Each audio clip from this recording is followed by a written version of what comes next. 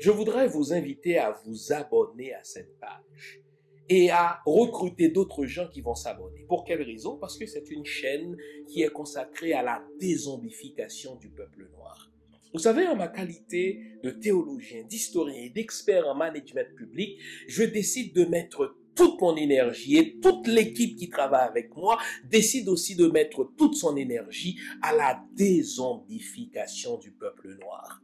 L'émission s'appelle Lumière sur le monde. Eh bien, cette lumière, ce n'est pas moi. Cette lumière, c'est le travail que nous faisons ensemble. Lorsque tout à coup, on réalise qu'on nous a roulé dans la farine, on réalise qu'on nous a trompés pendant, n'est-ce pas, des siècles, et que tout à coup, nous prenons conscience de nos ressources, nous prenons conscience de notre identité, et ayant pris conscience de tout cela, nous prenons la décision de partager ce que nous sommes, ce que nous comprenons avec les autres. Donc, nous avons besoin d'avoir une masse critique d'hommes et de femmes noirs réveillés qui vont changer, n'est-ce pas, leur pays respectif pour la gloire de nos ancêtres. Nos ancêtres méritent cela. Ils se sont sacrifiés pour nous et c'est à nous aujourd'hui de prendre le relais. Comment on le fait? On le fait en se dézombifiant et en dézombifiant les autres. Je vous invite donc à liker ce qui se fait sur cette chaîne, à le sharer, à le partager avec les autres, à vous abonner et si vous l'avez fait déjà, à recruter d'autres qui vont s'abonner. On est ensemble, on garde le moral car tant que va le moral, tout va.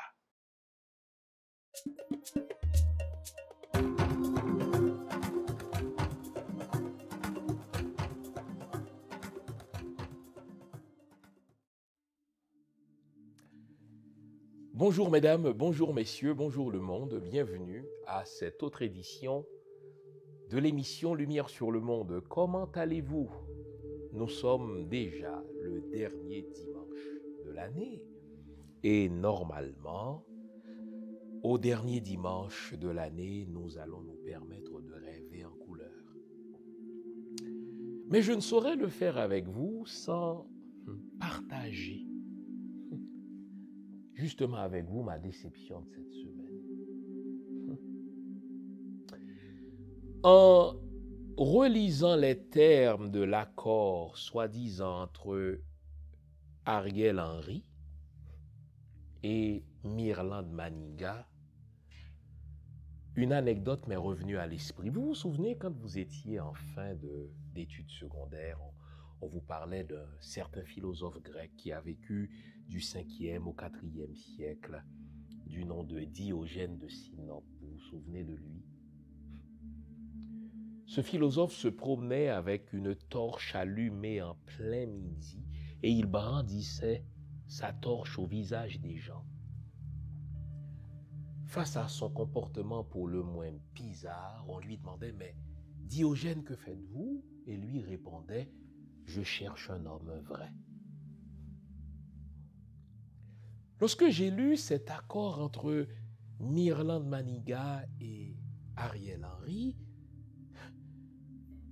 je me suis mis dans la peau de Diogène et je l'ai enfin compris. Je me vois en train de me promener en plein midi dans la classe politique traditionnelle haïtienne avec une torche allumée. Je la brandis, cette torche-là, au visage de nos politiciennes et de nos politiciens. Et quand on me demande, mais Jean, que fais-tu? Je réponds, je cherche un homme. Quand André Michel a signé un accord avec Ariel Henry, mais je n'étais pas choqué. André Michel, c'est un opportuniste qui veut se faufiler par toutes les façons au pouvoir. C'est quelqu'un qui cherche à s'assurer un certain avenir financier, un certain avenir économique, mais que Mirland Maniga, à son âge vénérable, que Myrlande Maniga, la professeure de droit constitutionnel, qui s'est toujours décrite comme une légaliste, c'est-à-dire quelqu'un qui s'en tient à la lettre de la loi constitutionnelle, que Myrlande Maniga accepte d'apposer son sein, d'apposer sa signature au bas d'un accord avec Ariel Henry, je vous avoue, je n'en reviens pas. Pas Myrlande Maniga, mon Dieu, Myrlande Maniga qui légitime le pouvoir d'Ariel Henry pour au moins 14 autres mois, à condition qu'on lui aménage un poste fait sur mesure pour elle, présidente du Haut Conseil de transition. Mon Dieu, Myrlande Maniga, à votre âge vénérable, oubliez-vous déjà, Myrlande Maniga, qu'il y a seulement 12 ans, en 2010, à la veille de la promulgation des résultats de la nomination par la communauté des nations malveillantes de Michel Martelly, les représentants de la communauté des nations malveillantes avec les Edmond Mulet de ce monde sont venus en votre résidence particulière, en votre résidence personnelle, en votre résidence, n'est-ce pas, particulière pour vous ridiculiser.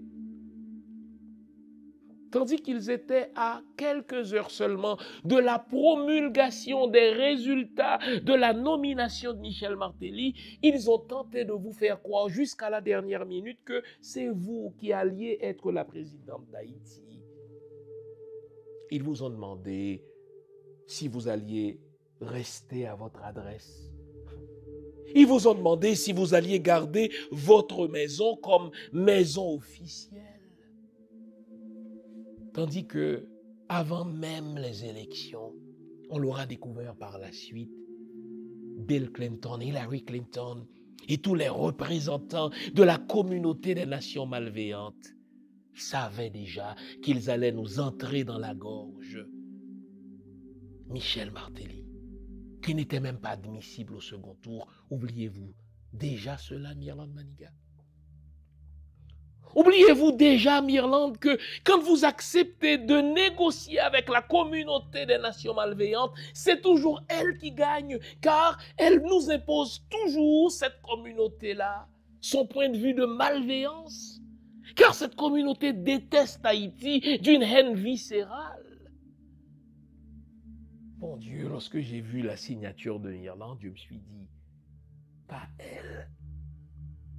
Madame Maniga, n'êtes-vous pas plus près du tombeau que du berceau? Normalement, à cet âge-là, on pense à l'héritage qu'on veut léguer à la postérité. On pense à l'héritage qu'on veut léguer aux générations futures.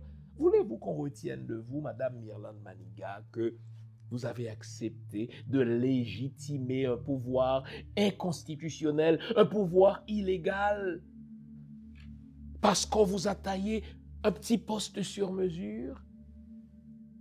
Madame Maniga, bon Dieu, ne me dites pas que vous aussi, vous êtes motivé par le primum vivere, ce que l'autre appelle la théorie de l'indigence. Ce compatriote a développé au fil des années une théorie de l'indigence. Il nous dit, hélas, que la plupart des politiciens haïtiens sont motivés par un seul désir, s'assurer un avenir financier.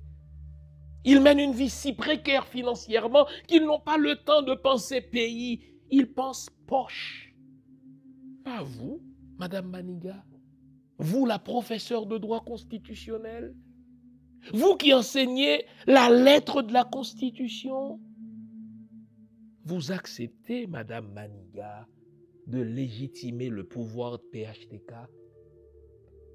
Le régime PHTK qui, selon vos propres dires, a sapé toutes les institutions républicaines. On n'a pas de cour constitutionnelle. Les tribunaux ne fonctionnent pas. Les policiers, n'est-ce pas, sont au service des gangs qui, eux-mêmes, ces gangs-là, travaillent pour le PHTK. Dans ce régime terrible de terrorisme d'État, vous acceptez de signer cela? Oh là là, Madame Maniga. Je comprends enfin. 34 ans plus tard, la phrase de Diogène, je cherche un homme. Bon Dieu. Il doit bien y avoir dans la classe traditionnelle politique haïtienne un homme ou une femme qui soit patriote, qui place les intérêts de la patrie au-delà de ces petits intérêts personnels de postes faits sur mesure. Il doit bien y avoir une politicienne intègre qui ne pense pas à son avenir personnel, mais à l'avenir du pays. Ah, mais comme je suis déçu, Madame Maniga. Comme je suis déçu. Moi qui pourtant vous ai offert mon appui contre Michel Martelly, mais au demeurant, à part vos diplômes, qu'est-ce qui vous distingue d'un Michel Martelly? Dites-le-moi là. Vous qui acceptez justement un poste fait sur mesure par vous, un poste qui a été conçu dans les officines de la communauté des nations malveillantes et le PHTK de Michel Martelly. Où est la différence, mon Dieu? À quoi servent nos diplômes? S'ils ne font pas de nous des gens plus lucides, à quoi servent nos diplômes s'ils ne font pas de nous des patriotes qui refusent toute compromission s'agissant de l'avenir du pays? Vous acceptez, Madame Maniga, de siéger sur un haut conseil de transition, mais qui n'a aucun pouvoir réel sur Ariel Henry. On vous promet tout simplement de surveiller l'action gouvernementale. On vous promet tout simplement d'avoir un droit de regard sur ceux qui vont constituer le conseil électoral provisoire. On vous promet d'avoir un regard sur un référendum portant sur la réforme de la Constitution avec le PHTK. Madame Maniga, je tiens à vous le dire, je sais que vous nous écoutez. Je suis tellement déçu de vous. Je suis déçu de vous. Si je suis déçu de vous, ce n'est pas seulement de vous en tant qu'individu, mais c'est parce que vous semblez représenter le type même du politicien haïtien. Le type même de la politicienne haïtienne, indépendamment de son âge. Vous savez, dans votre cas, Madame Maniga, l'âge n'amène pas la raison. On dirait que l'âge amène la déraison. Vous n'en êtes pas à votre première déraison. Bon Dieu. Vous qui étiez pourtant pour nous un modèle de rigueur constitutionnelle, un modèle de rigueur en matière de la lettre de la loi mère. Vous qui, au moment où vous étiez sénatrice, projetiez l'image d'une personne, bon Dieu, incorruptible.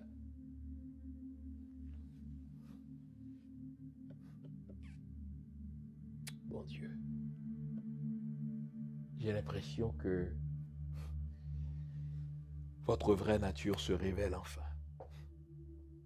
Êtes-vous à ce point prête à toute compromission pourvu qu'on vous donne le pouvoir sur un plateau d'argent? Présidente d'un haut conseil de transition, s'agit-il d'une véritable transition, Madame Maniga? Quelles sont les réformes que vous allez effectuer, vous qui allez garder Ariel Henry pendant 14 mois, mais qui ne promettez justement aucune réforme institutionnelle? Il n'y a pas de cour de cassation, les tribunaux ne fonctionnent pas. Il y a un déficit de confiance entre la population et ceux qui sont au pouvoir. Je comprends cette population. Et vous parlez de transition, madame. Une transition sans procès sur l'affaire Petro-Caribé. Donc, vous allez légitimer l'impunité du PHTK. Une transition sans une commission vérité et justice sur l'assassinat de votre ancien collègue, le bâtonnier Montferrier d'Orval. Bon Dieu, vous êtes en train de cracher sur le cadavre de ces gens-là. Transition de 14 mois sans procès Petro-Caribé, sans commission vérité et justice sur l'assassinat du président Jovenel. Mais bon Dieu, qu'est-ce qui changera au terme de 14 mois, sinon qu'entre-temps, vous aurez accumulé un certain pécule, vous assurant ainsi un avenir financier? Quelqu'un m'avait pourtant mis en garde, hein, je ne l'ai pas écouté. Il m'avait dit, Jean, pas écouter politiciens haïtiens, pas quoi dans pièce politiciens haïtiens, yo toutes ces affaires du rac pour y régler. Même ceux qu'on croit avoir réglé ce problème de primum vivere, le riz et le poids, eh bien, ils continuent de se battre.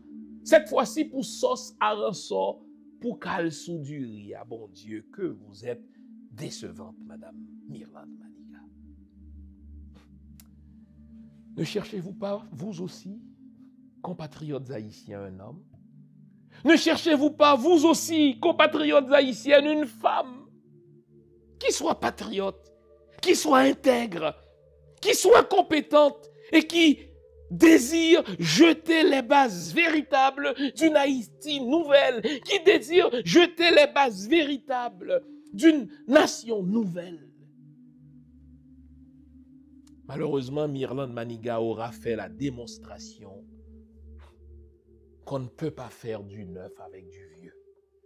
Qu'ils aient été sénateurs, qu'elles aient été sénatrices, ou maire ou mairesse, peu importe le titre, dès qu'on a goûté au pouvoir en Haïti, on semble bien. Je ne veux pas mettre tout le monde dans le même panier, mais il me semble que la majorité de ceux qui ont déjà goûté au pouvoir en Haïti sont motivés par un seul désir, se maintenir au pouvoir pour s'assurer un avenir économique, un avenir financier. Au diable le pays, exit les principes, bon Dieu. Les amis, nous allons continuer à rêver malgré la déception. Malgré la déception que nous inflige la classe traditionnelle haïtienne, nous allons continuer à rêver en couleur car je n'arrive pas à me persuader que sur les 12 ou 14 millions d'Haïtiens, il n'y en ait pas un faible reste qui soit patriote, qui soit compétent, qui soit intègre et qui soit prêt à tous les sacrifices pour une Haïti nouvelle. Rêvons à cela. À ce stade-ci, vous connaissez le rituel. Une bonne tasse de thé, une bonne tasse de café, une bonne tasse de chocolat chaud, bref, tout ce qui est de nature à vous garder éveillé. Je vous reviens après cette pause, c'est convenu. On va se dire les vraies affaires. À tout à l'heure.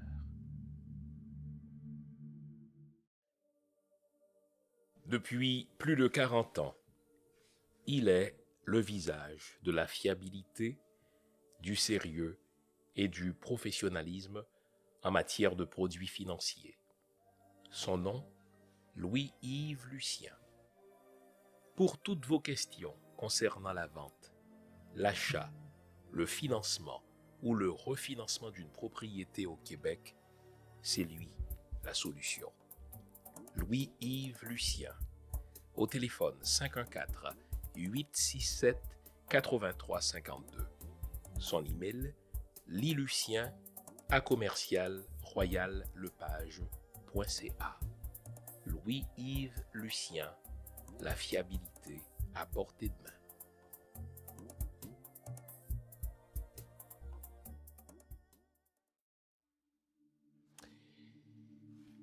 Eh bien, avant la pause, on s'était promis de se dire les vraies affaires et l'affaire qui a marqué cette semaine, c'est justement cet accord, un autre accord de Lougaou,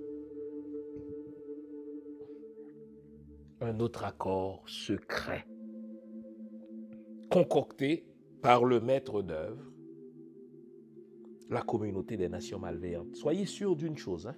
Soyez sûrs d'une chose. Dès que vous voyez Ariel s'asseoir autour d'une table ou dépêcher un représentant autour d'une table pour parapher un accord, il y a toujours Madame Lalime derrière. Madame Lalime, elle est détestable et personnellement, je la déteste et vous devriez la détester aussi. C'est une dame à qui Bill Clinton a confié le mandat, je ne sais de qui Bill Clinton tient ce droit de gérer Haïti. Et ne réalisez-vous pas qu'elle se comporte vraiment comme une espèce de gouverneur d'Haïti? Pendant la semaine, je ne sais pas si vous avez vu cette courte vidéo d'un Ariel Henry qui recevait le corps diplomatique pour les vœux de fin d'année.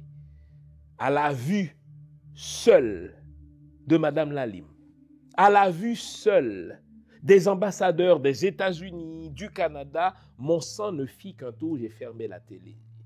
C'est pas compliqué, je les déteste, ces gens-là. Pourquoi je les déteste? Parce qu'ils font du mal à mon pays. Alors revenons.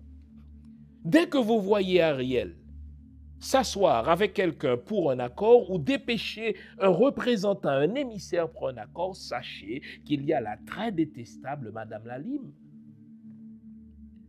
La communauté des nations malveillantes, à ce stade-ci de l'année, est encore mal prise. Comment faire accepter à la population haïtienne le maintien d'Ariel Henry jusqu'aux élections bidons qui devraient se solder par la nomination d'un autre PHTK?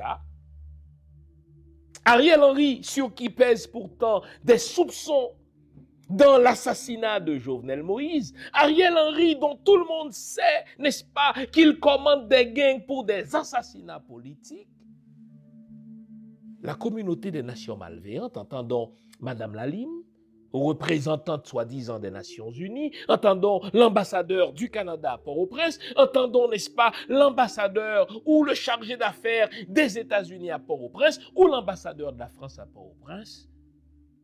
Dès qu'Ariel Henry est prêt à signer un accord, c'est que la communauté internationale est là-dedans. Donc la communauté internationale, disais-je, est mal prise. C'est comment maintenir Ariel au pouvoir, faire en sorte que son maintien soit acceptable jusqu'aux prochaines élections bidons, en passant évidemment par un référendum portant sur la Constitution, car on veut faire sauter certains verrous dans cette Constitution qui vont permettre aux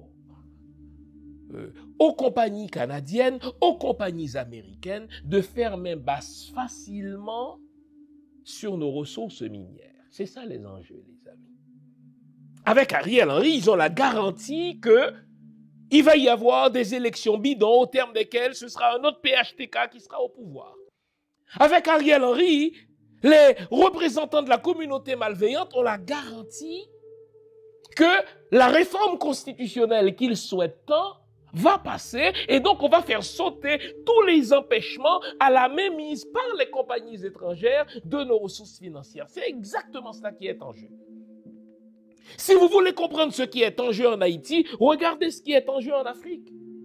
La France n'hésite pas à assassiner, la France n'hésite pas à renverser des gouvernements qui lui résistent. Pourvu que cette même France continue de manœuvrer pour avoir le plein contrôle des ressources africaines, c'est précisément ce que la communauté des nations malveillantes veut continuer de faire en Haïti. Mais il n'y a pas mieux qu'Ariel.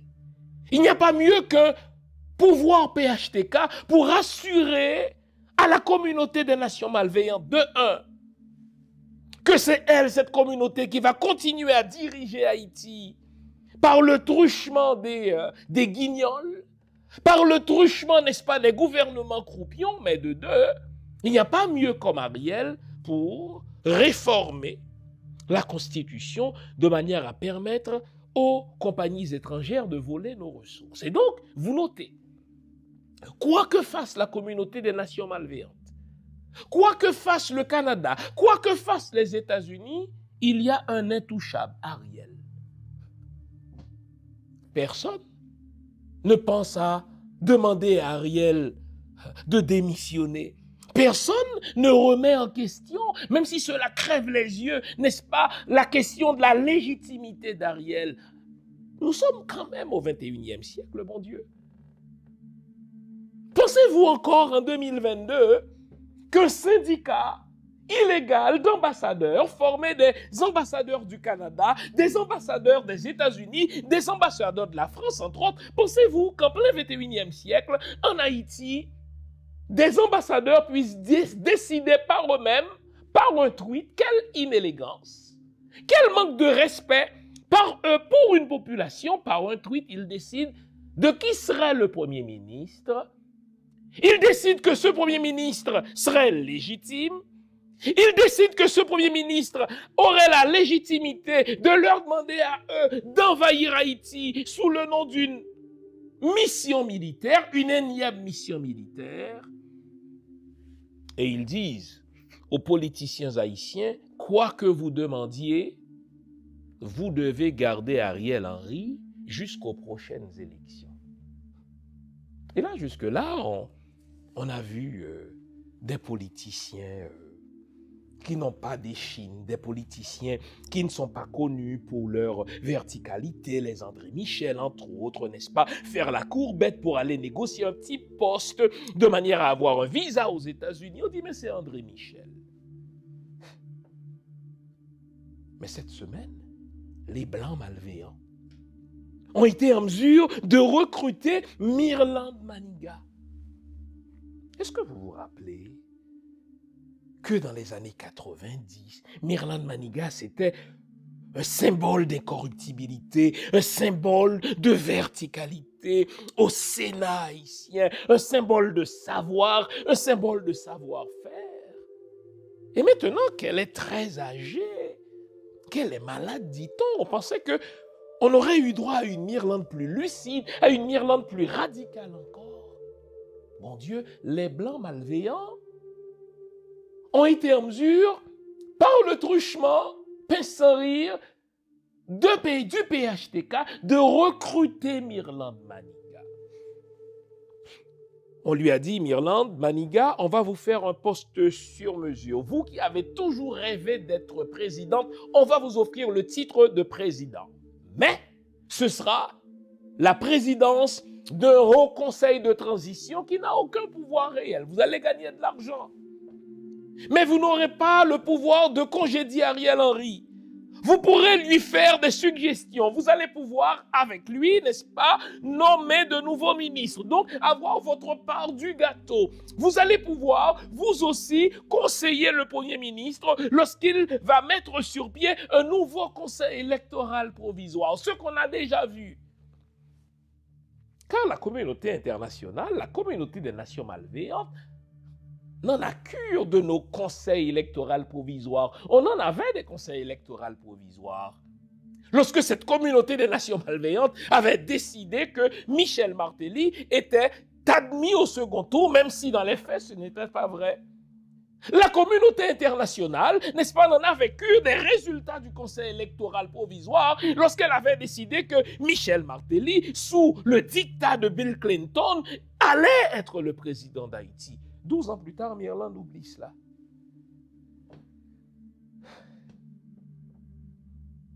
Vous savez, si Haïti est là où elle est aujourd'hui, la faute doit être imputée à part égale à la communauté des nations malveillantes. Je vais revenir à cette communauté, mais à la classe politique traditionnelle.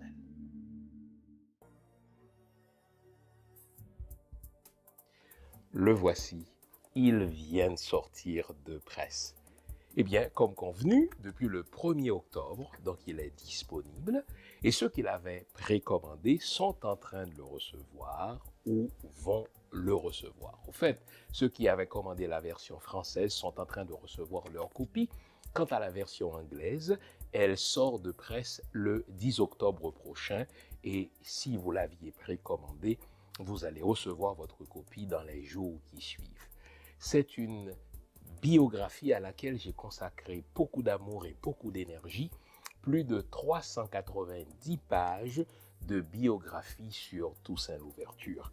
On y découvre un Toussaint Louverture très fier, un Toussaint Louverture sans complexe, un Toussaint Louverture très proche de son peuple. Il recevait tous les soirs en sa résidence Monsieur et Madame Tout-le-Monde pour s'assurer que ses politiques publiques étaient en parfaite adéquation avec les besoins de son peuple. On y découvre aussi un Toussaint Louverture qui construisait des écoles, qui construisait des villes, un Toussaint Louverture qui prononçait des discours dans l'intention ferme que ces phrases soient retenues par la postérité. Et en parlant de phrases, je vais vous faire une citation au fait de Toussaint Louverture. C'est l'une de ces phrases que je préfère, d'autant qu'elle est pertinente. dans notre Haïti d'aujourd'hui. Écoutez ce qu'avait prononcé Toussaint Louverture lors d'un discours au Mall Saint-Nicolas. Il est facile d'abattre l'arbre de la liberté, mais pas si facile de lui redonner vie. Je pense que nous sommes en train de vivre cela. Il est tellement facile d'abattre quelque chose de grand, quelque chose de noble, mais s'agissant de reconstruire, n'est-ce pas, cet héritage, c'est plus difficile.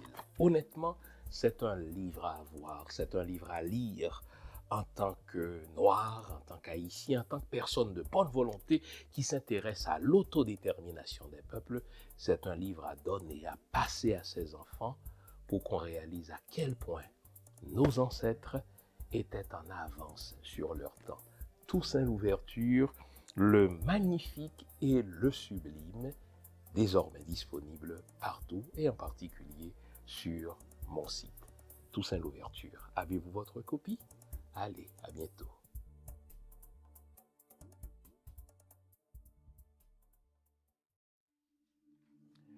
C'est trop facile, même s'il faut le faire, de condamner la communauté des nations malveillantes. Il faut condamner les Bobrins de ce monde. Il faut condamner les Sébastien Carrière de ce monde. Il faut condamner les Madame Lalime de ce monde. Il faut condamner l'envoyé spécial des États-Unis, enfin le chargé d'affaires des États-Unis à Port-au-Prince, l'ambassadeur de la France, car c'est eux qui sont toujours à la base de tous les coups d'État contre la population haïtienne, contre la constitution haïtienne. C'est eux qui sont à la base de l'instabilité politique haïtienne, de l'instabilité sécuritaire, de l'instabilité alimentaire. Hein? Mais cette communauté des nations malveillantes n'arriverait pas à ses fins si elle ne disposait d'une classe politique servile. Et faites-moi confiance. Hein? Vous l'aurez remarqué, avec Mirland Maniga, ce ne sont pas les diplômes qui font la différence. Que vous ayez un inculte, un imbécile, un idiot comme Michel Martelly ou une personne bardée de diplômes comme Mirland Maniga, c'est la même merde. Savez-vous pourquoi? Parce que ce sont deux types de politiciens qui acceptent le fait que c'est le blanc enfin qui commande Haïti. Je suis sûr que dans cette affaire conduisant à cet accord loup-garou entre Mirland Maniga et Ariel Henry, il y a un appel qui vient aussi des Blancs. Et quand c'est un Blanc qui appelle un politicien haïtien, faites-moi confiance. Faites-moi confiance. On dirait qu'il éprouve un supplément d'être. Le politicien haïtien semble éprouver un supplément d'être. Quand c'est le Blanc qui l'appelle pour lui proposer un accord loup-garou, quand c'est le Blanc qui l'appelle pour lui proposer un accord, par ailleurs ridicule. Est-ce que vous réalisez que depuis l'assassinat de Jovenel Moïse, les Blancs vont et viennent, la diplomatie de la navette, à chaque fois, ils rencontrent les politiciens haïtiens qui acceptent de s'asseoir à ce dîner de cons. Ils disent, écoutez, vous devez trouver un accord entre vous. Mais pour les Blancs malveillants, l'accord passe inconditionnellement par le maintien d'Ariel au pouvoir. Si vous dites non, ils coupent votre visa. Et ils disent, cet accord n'en est pas un parce qu'Ariel n'est pas dedans. Et le pire, les politiciens haïtiens continuent de se prêter à ce dîner de cons en s'asseyant avec des Blancs malveillants. Et là, c'est Mirland Maniga qui reçoit le sacro-saint appel. Et là, elle balaye sous la table toutes ces convictions de légaliste, toutes ces convictions de constitutionnaliste, toutes ces convictions de politicienne qui projetaient l'image d'une personne incorruptible et impeccable, d'une personne intègre. Foutaise que tout cela, le Blanc demande. Et en général, le Blanc ne déploie pas grand effort pour convaincre le nègre ou la négresse de maison. On lui fait un petit poste sur mesure, un titre pompeux, présidente du Haut Conseil de transition, même si c'est une coquille vide. Regardons de près ce qu'il y a dans cet accord. D'abord, ce n'est pas une transition. Qu'est-ce qu'une transition? Une transition, le mot même le dit, suppose le passage d'un point A à un point B avec des changements qui doivent être opérés. Mais quels changements ce Haut Conseil de transition va-t-il opérer? Est-ce que c'est sérieux d'accepter d'aller en élection avec le PHTK? Avec un conseil électoral provisoire nommé par le PHTK? Est-ce raisonnable? Est-ce sérieux d'envisager un référendum sur la Constitution haïtienne? Travaux menés par le PHTK pour un référendum sous le PHTK?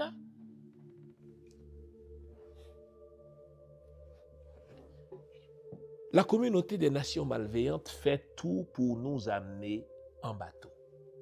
La communauté internationale a laissé entrer sur notre territoire des centaines de milliers d'armes de guerre. Je vous l'avais toujours dit, c'est de l'ingénierie sociale. Ces armes-là ne sont pas arrivées sur notre territoire par hasard. Ces armes-là ne sont pas arrivées sur notre territoire à l'insu du Homeland Security. Non.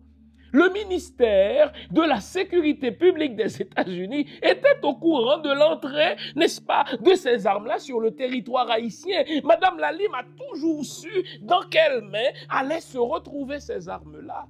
Pourquoi, selon vous, les États-Unis, pourquoi, selon vous, le Canada, ces mêmes pays qui prétendent sanctionner les gangsters aujourd'hui, réagissent-ils plus de 36 mois après le début de l'entrée massive de ces armes-là? Parce que cette communauté des nations malveillantes voulait nous conduire à ce point-là.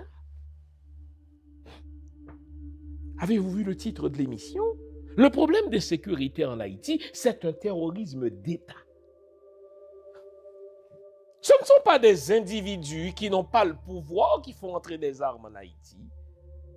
Ce n'est pas monsieur et madame tout le monde qui fait entrer des armes en Haïti. Ce sont ceux qui sont au pouvoir. Le ministre de la Sécurité publique de Michel Martelly disait qu'il faut se servir de ces armes-là comme d'un traitement de choc pour terroriser les adversaires, pour terroriser la population, pour que seuls les candidats du PHTK puissent faire campagne dans des endroits reculés, là où des autres candidats n'iraient pas. Donc il s'agit de terrorisme d'État. Ce sont les dirigeants du pays qui terrorisent leur propre population, mais ne nous méprenons pas, c'est un terrorisme d'État avec la complicité de l'international, la complicité des États-Unis. Quand Michel Martelly laissait entrer des armes au pays, quand Michel Martelly commençait déjà à appliquer, n'est-ce pas, son traitement de choc, Barack Obama l'a reçu au bureau ovale. Quand Jovenel Moïse, n'est-ce pas, a commencé à fédérer les gangs, mais il l'a fait justement à l'instigation de Madame Lalime qui, au Conseil de sécurité, a dit que la fédération des gangs est une bonne chose, cela va nous permettre de mieux les contrôler. Et l'ambassadeur de la Fédération de la Russie le lui a rappelé cette semaine au sein du Conseil de sécurité. Haïti est aux prises avec un terrorisme d'État, un terrorisme mis en place par le PHTK avec la complicité des États-Unis, du Canada, de la France et des autres membres du corps groupe. Pourquoi le font-ils? Pour continuer à gérer le pays avec les salauds. Exactement ce que la France a fait en Libye. La France de Sarkozy a chassé et a assassiné Kadhafi. Et aujourd'hui, n'est-ce pas, la Libye est devenue un terreau fertile pour le terrorisme international. Qu'est-ce que ça rapporte à la France? Il est plus facile de négocier avec des chefs de guerre, telle partie du pays où se trouve, n'est-ce pas, du pétrole, que de devoir négocier avec l'État, que de devoir négocier avec un parlement. C'est précisément ce qu'ils font en Haïti. Et vous allez voir, les géologues nous le disent. Là où se trouvent, n'est-ce pas, les chefs de guerre, là où la population ordinaire ne peut pas se rendre, sachez qu'il y a là des ressources minières qui sont convoités par les compagnies étrangères canadiennes, par les compagnies étrangères américaines. Les Blancs malveillants ne réinventent pas leurs formules, précisément les formules qu'ils appliquent en Afrique aujourd'hui. Regardez ce qui se passe en Afrique. Les Africains se réveillent. Ils disent, écoutez, ce n'est pas normal que nos ressources soient contrôlées contre nous par la France. Ce n'est pas normal que nos ressources, pourtant grandes, enrichissent les Français, tandis que nous nous appauvrissons. Mais devant le réveil des Africains, la France n'hésite pas à assassiner. La France n'hésite pas à, n'est-ce pas, envahir certains pays d'armes. La France n'hésite pas à renverser des gouvernements. C'est précisément ce qu'ils font en Haïti. Ils vont nommer des salauds, ils vont maintenir des assassins, pourvu que ces assassins leur donnent la garantie du maintien de leur contrôle à eux sur nos territoires, sur nos ressources. Vous notez que les Blancs malveillants nous demandent de dialoguer, mais il y a un passage obligé dans le dialogue. Vous devez garder Ariel Henry au pouvoir. Ces mêmes Blancs qui vous parlent de démocratie, ces mêmes Blancs qui vous parlent de constitution, ces mêmes Blancs qui vous parlent de l'égalité, s'agissant d'Haïti, un pays nègre, au diable la constitution. Ariel n'a aucune légitimité constitutionnelle, on s'en fout, il nous donne deux garanties, cet Ariel. Qu'il va opérer la réforme constitutionnelle au terme de laquelle nous aurons le contrôle des ressources minières haïtiennes, et de deux, Ariel va nous organiser des élections bidons au terme desquelles on aura un autre salaud aussi servile, aussi flexible qu'un Michel Martelly. Voilà les deux garanties qu'ils ont avec Ariel. Alors, tout accord qui maintient Ariel au pouvoir ne saurait être décrit comme un accord de transition. De transition, il n'y en aura pas. Pour les étrangers qui nous regardent et qui sincèrement se demandent, mais qu'est-ce qui se passe en Haïti? Pour les étrangers qui cherchent sincèrement à comprendre, n'est-ce pas, le problème de sécurité en Haïti, voilà la clé, je viens de vous la donner. Le problème de sécurité en Haïti, c'est un problème politique. C'est un terrorisme d'État.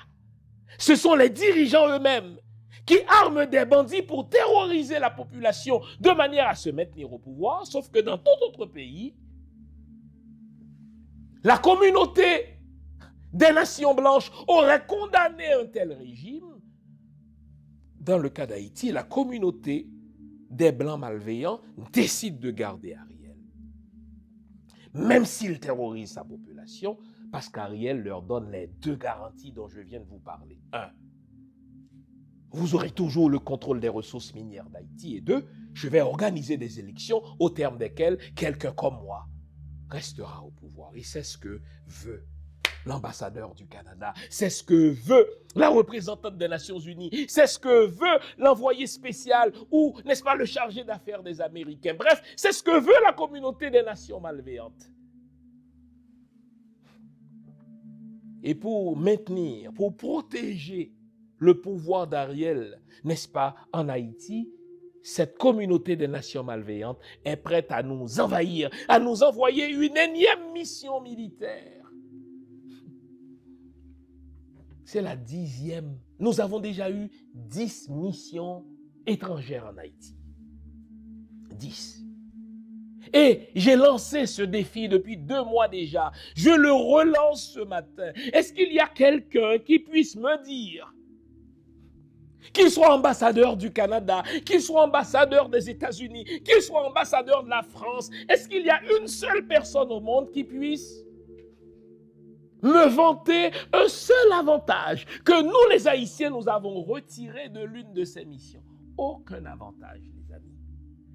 C'est à ce point gênant que Justin Trudeau dit, écoutez, il faut apprendre de ses erreurs. Oui, si vous apprenez vraiment de vos erreurs, n'envoyez plus personne chez nous. Vous ne serez jamais les bienvenus chez nous. Si c'est vrai, Bobré, que vous voulez apprendre de vos erreurs, arrêtez de vous imaginer que vous serez les bienvenus en nous envoyant une énième armée en Haïti. Non, on ne veut pas de votre armée, d'autant que vous n'avez ni provision légale pour le faire.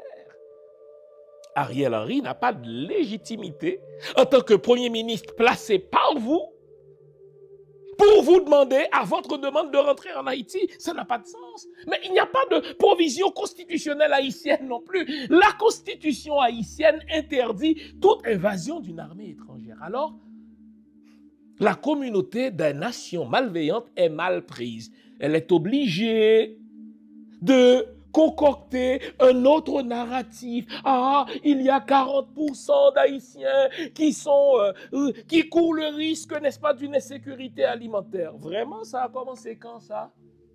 Ça a commencé quand? Ah oui. S'il y a de l'insécurité alimentaire en Haïti, la Banque mondiale l'a toujours dit, cela. Mais est-ce qu'on peut résoudre l'insécurité alimentaire en envoyant une armée étrangère? C'est quoi le lien, là? C'est quoi le lien? Trouvez-vous un autre prétexte, bon Dieu de merde? Vous dites, ah oui, écoutez, nous voulons créer un couloir humanitaire pour apporter des soins à ceux qui sont atteints du choléra. Vraiment? Vous oubliez que c'est vous qui nous avez donné le choléra? Par une mission militaire, justement. Mais c'est une mauvaise blague, ça. Ils sont mal pris.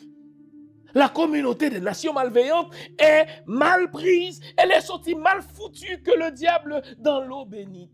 Vous ne serez jamais les bienvenus chez nous. Et pourtant, il nous faut une transition, les amis.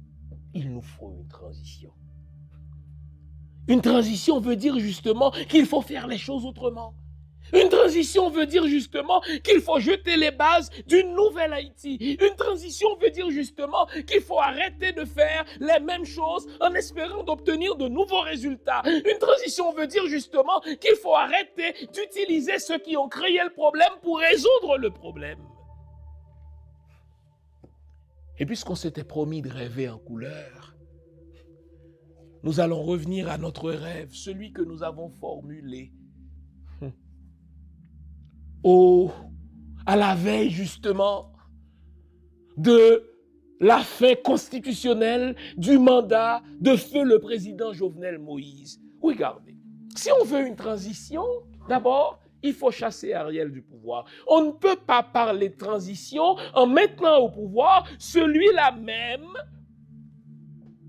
qui a concocté, qui a comploté pour l'assassinat du président Jovenel Moïse. Non, ça ne se fait pas.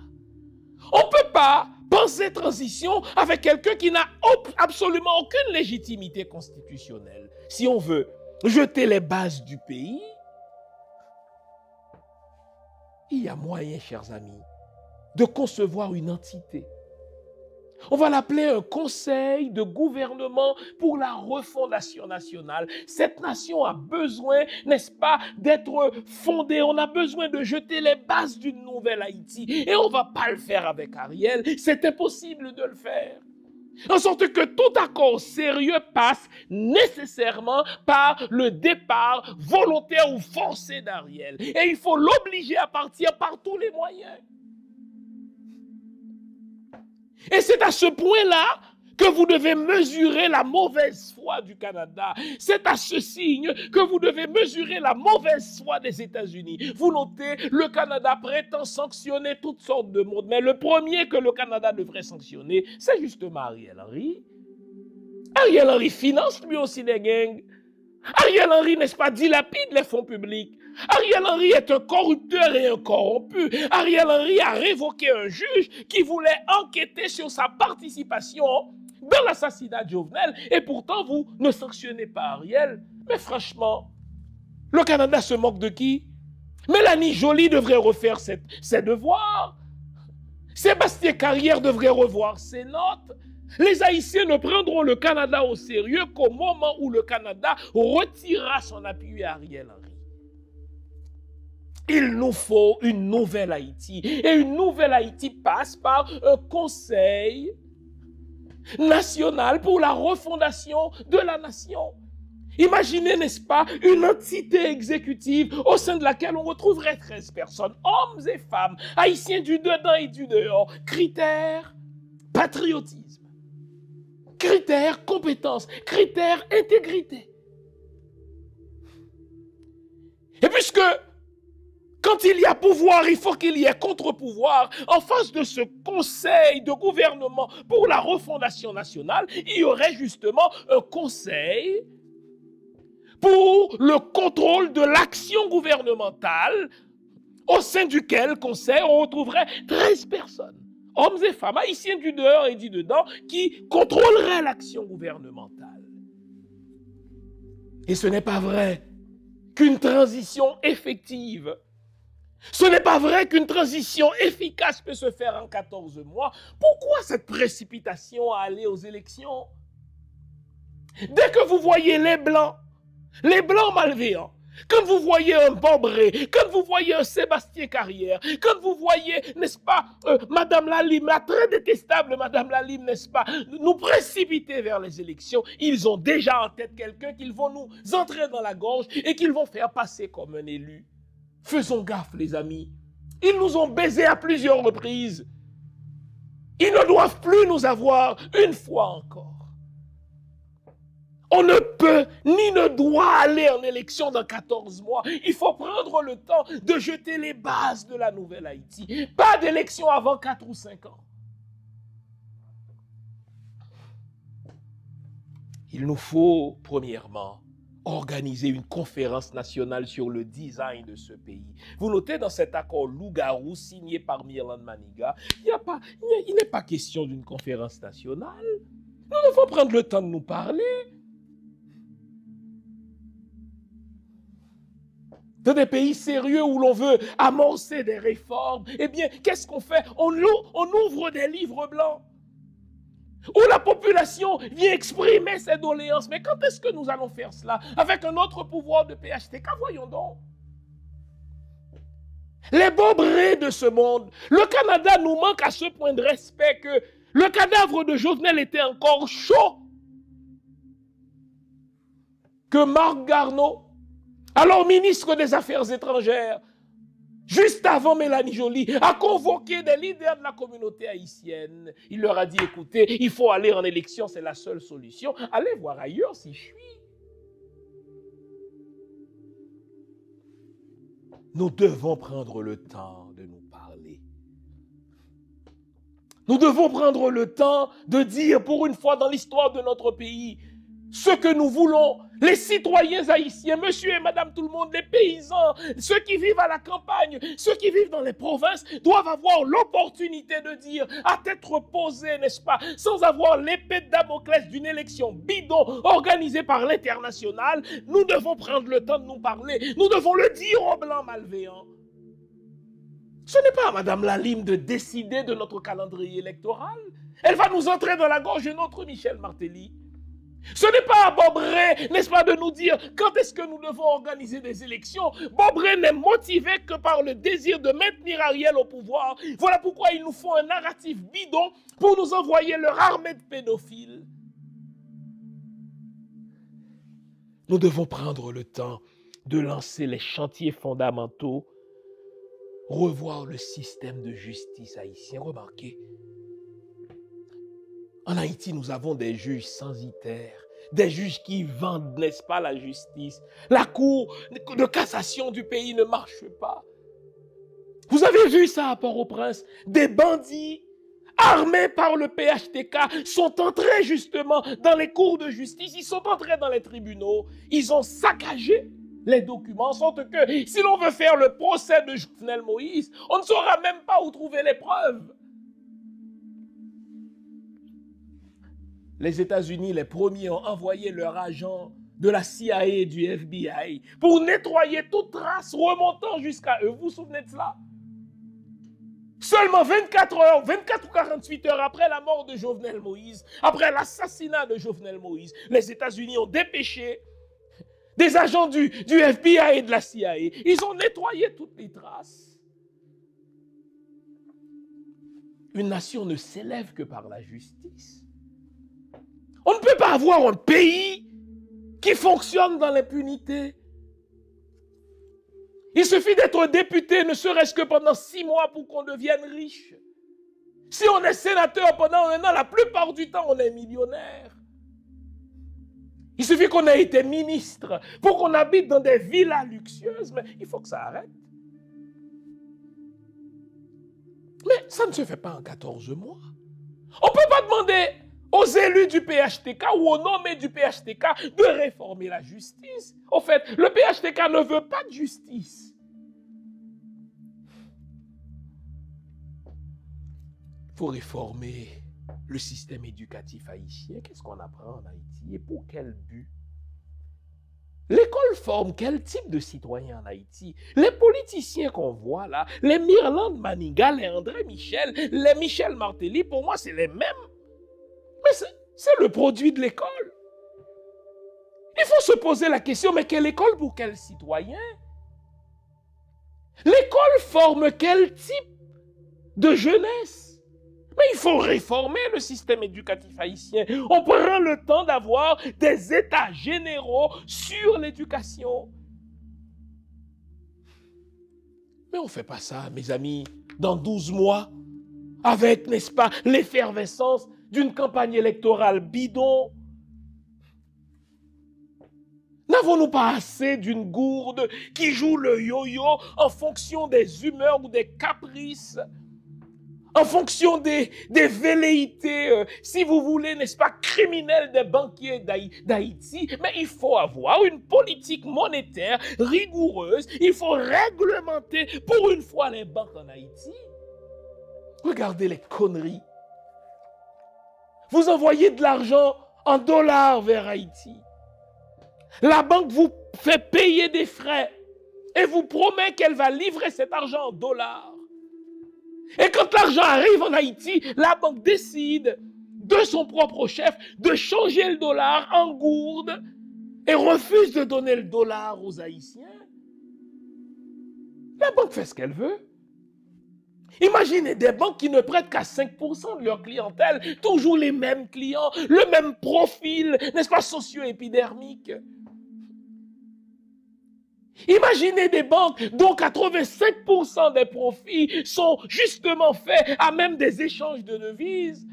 Des banques qui se trouvent dans le pays le plus pauvre, mais qui accusent le profil le plus grand dans toute la région. Mais posez-vous la question, trouvez-vous l'erreur, non?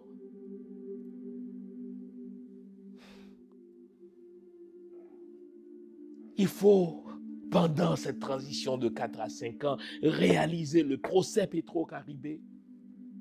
Il faut marquer les esprits par un procès phare. Ce n'est pas normal que Michel Martelly soit devenu multimilliardaire. Ce n'est pas normal, enfin millionnaire. Ce n'est pas normal que Bidio soit devenu milliardaire dans le pays justement le plus pauvre.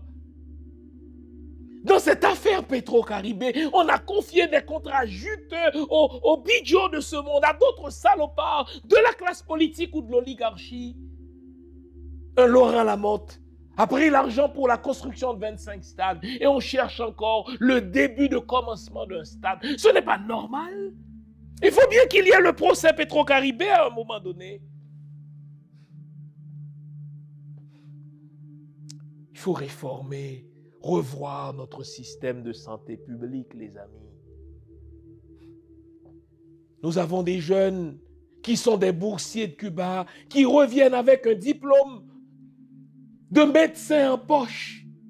Et puis, l'État ne leur offre aucun emploi.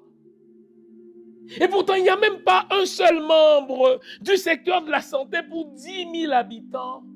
Mais bon Dieu, 5 ans après leur diplomation, nos médecins, nos infirmières laissent Haïti vers le Canada, les États-Unis. Mais il faut revoir notre système de santé. Il faut revoir l'administration publique. L'administration publique haïtienne, elle est pléthorique. Mais pour quel service? L'État n'offre aucun service à sa population. Et pourtant, l'État détient des fonctionnaires qui reçoivent leur paye sans fournir aucun service à la population. La diplomatie haïtienne, bon Dieu. Que font nos diplomates? Que font nos diplomates? Dès que quelqu'un est nommé ministre des Affaires étrangères, il change tous les représentants. Et il s'arrange pour les corrompre. Il s'arrange pour garder la part du lion. L'État ne rend pas compte.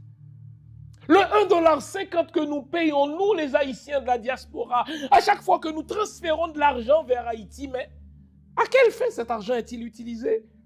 Laurent Lamotte et Michel Martelly avaient promis que ce $1,50 serait utilisé pour payer les profs. Et pourtant, les profs accusent aujourd'hui encore des arriérés de salaire. Dans quel compte bancaire particulier va ce $1,50? Mais l'État doit rendre des comptes.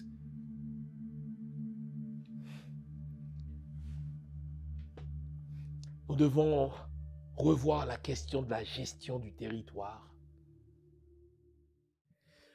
Vous nous l'avez demandé, nous avons le plaisir de vous apprendre que désormais, nos émissions, toutes nos émissions, sont disponibles avec des sous-titrages en 3 langues, en français, en anglais et en créole.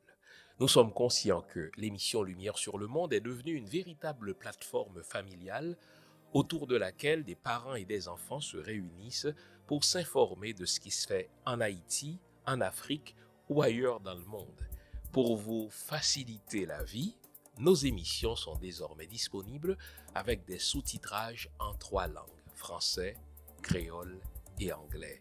Nous progressons avec vous, nous marchons avec vous, de manière à relever nos communautés et nos peuples. Nouveau, toutes nos émissions sont disponibles avec des sous-titrages en français, en anglais et en créole. Oui, la question de la gestion du territoire, elle est importante.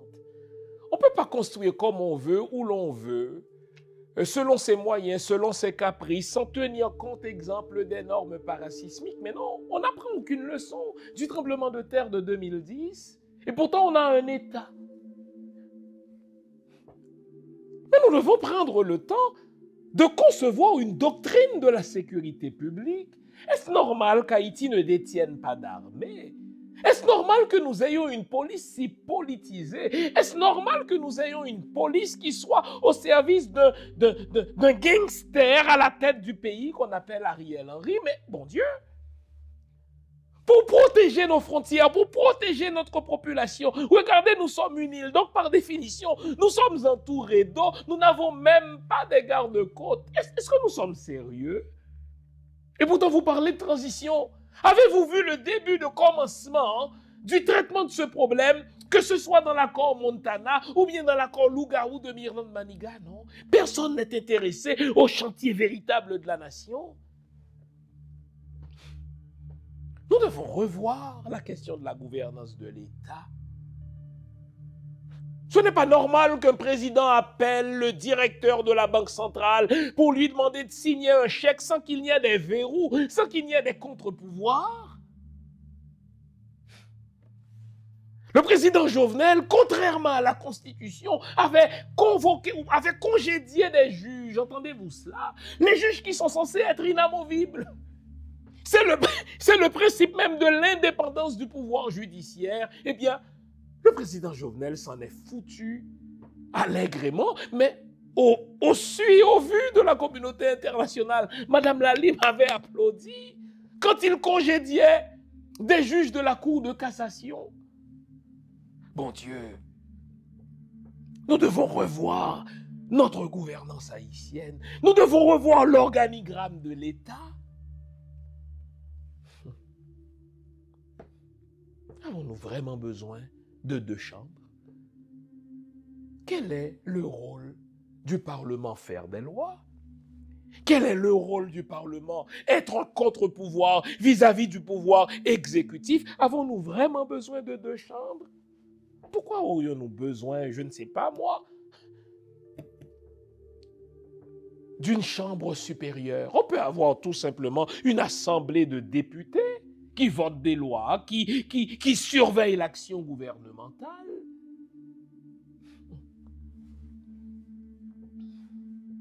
Nous devons développer une doctrine de la création de l'emploi, enfin. Ce n'est pas vrai que nous sommes condamnés à la pauvreté. Mais pour savoir de quelles ressources nous disposons, nous devons faire l'inventaire de nos ressources. C'est pour cela justement que la communauté des nations malveillantes ne veut justement pas que nous prenions le temps d'une vraie transition. Car si nous avons pendant la transition, une équipe, n'est-ce pas, compétente, patriote et compétente, enfin intègre, on va faire l'inventaire de nos ressources. Les compagnies étrangères canadiennes, les compagnies étrangères américaines ne pourront pas continuer à voler nos ressources comme les Français volent les ressources des Africains. Nous devons dresser l'inventaire de nos ressources.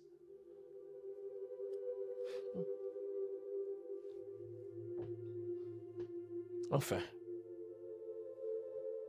nous devons développer, concevoir et développer une politique de l'emploi.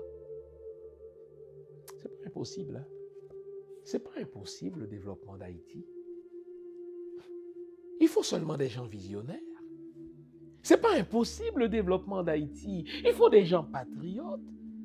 Des gens qui ne soient pas prêts à des compromissions pourvu qu'on leur taille un petit poste sur mesure, comme on l'a fait pour Mirland Maniga.